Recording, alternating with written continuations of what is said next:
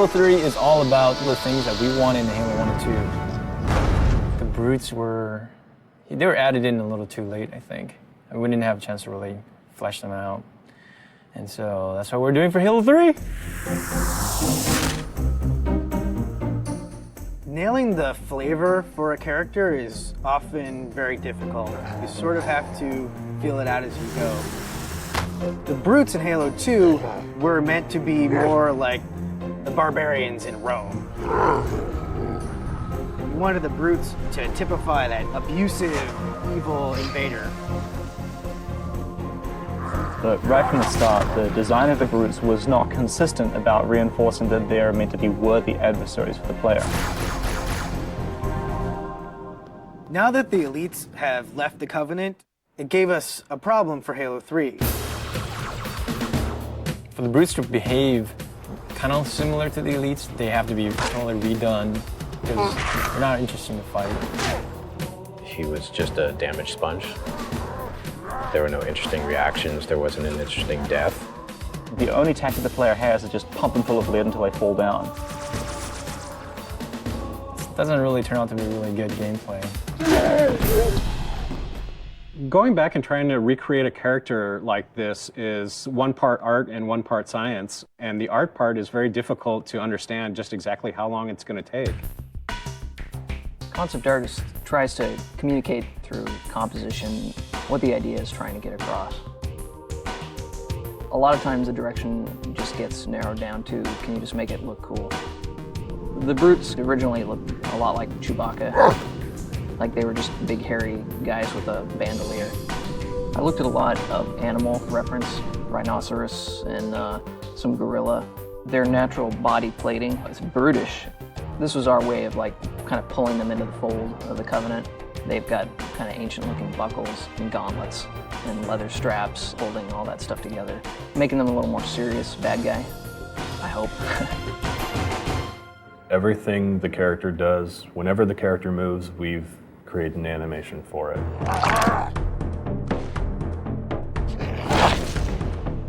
In which way that character moves, that kind of makes him unique. These days now we got our animation reference area upstairs. We just take it upon ourselves to go film us doing each individual motion and then work that into our animation. If a brute is punching the face off a Marine, we're going to embellish that. We're going to make them punch the jaw off too. We're going to make them just punch straight through that Marine. God damn, that looked like in real life. I was just like, geez, that was awesome. When I look over and see Jeremy doing something, I'm like, oh, that's really cool. How can I work something like that into his moveset? It's exciting to see what Jeremy does tomorrow and what Bill does the next day. It's always a new... Me too. But not John. No, Not so much me. no. Nobody likes John. Players who are familiar with the brutes from Halo 2 will notice that these brutes are fully armed, fully equipped, and are not going to be pushovers.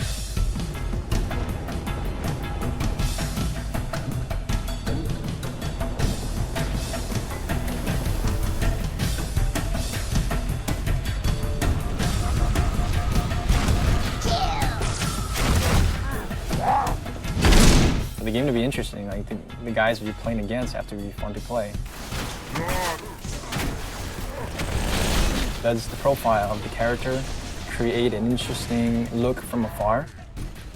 Is it fun to shoot at him when he runs around? Do you see his limbs moving up and down because there's things jutting up from the sides?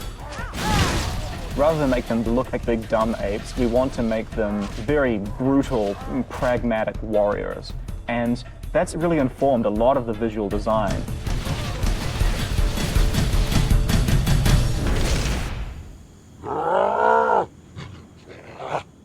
Visually, through the art, we define the different classes.